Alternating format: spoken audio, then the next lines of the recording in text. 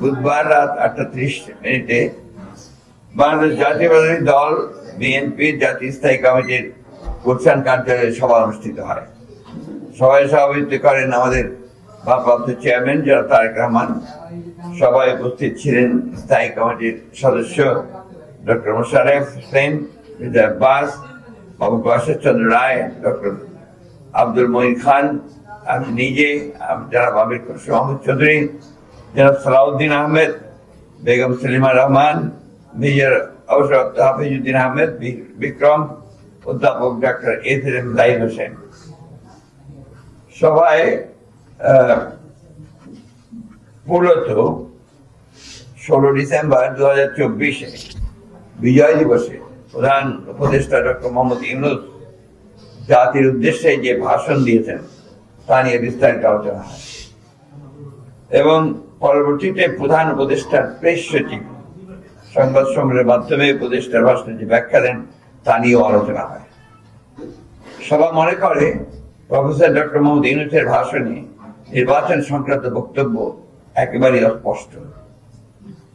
তার বক্তব্যে নির্বাচনের একটি সম্ভাব্য সময়ের কথা বলা হলেও নির্বাচনের কোন রোড ম্যাপ সম্পর্কে কোন সুনির্দিষ্ট বক্তব্য রাখা হয়নি। ডক্টর মোহাম্মদ ইউনূস নির্বাচনের সম্ভাব্য সময়সীমা 2025 সালের শেষ অথবা 2026 সালের প্রথম অংশ অনুষ্ঠানের কথা বলেন, যা একেবারে অস্পষ্ট এবং নির্দিষ্ট সময়ের কোনো উল্লেখ নেই। অথচ তার প্রেস সচিব বলেন 2026 সালের জুন মাসের মধ্যে নির্বাচন অনুষ্ঠিত হবে, যা পরস্পর বিরোধী। সভা মনে করে এই ধরনের পরস্পর বিরোধী বক্তব্য আরো বিভ্রান্তি সৃষ্টি করবে। সবাইও মনে করে যেহেতু নির্বাচন কমিশন গঠিত হয়ে গেছে সেহেতু নির্বাচন অনুষ্ঠানের বিলম্বের প্রয়োজন নেই। নির্বাচন কেন্দ্রিক সংস্কারগুলো দ্রুত সম্পন্ন করে নির্বাচন অনুষ্ঠান সম্ভব। জনগণ এ বিষয়ে প্রধান উপদেষ্টার নিকট স্পষ্ট বক্তব্য প্রত্যাশা করে।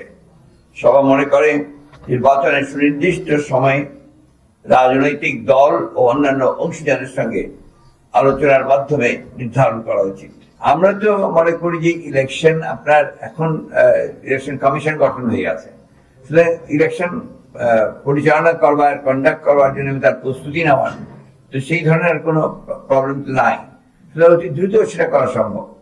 কিন্তু আমরা যেটা আশা করেছিলাম যে আমরা সেটা বলেছি যে চিফ অ্যাডভাইজার সুনির্দিষ্ট একটা সময়ের মধ্যে একটা রোড ম্যাপ দিয়ে দেবেন, সেটা তিনি দেননি। এটা আপনারা আমাদেরকে কিছুটা হতাশ করেছে, একই সঙ্গে জাতিকেও কিছুটা। আর তারপরে তার প্রেস সচিব যে কথা বলেছেন এই কথাটা আবার সাংঘর্ষিক কথা হয়ে গেছে। তিনি বলেছেন যে আপনার 25-এর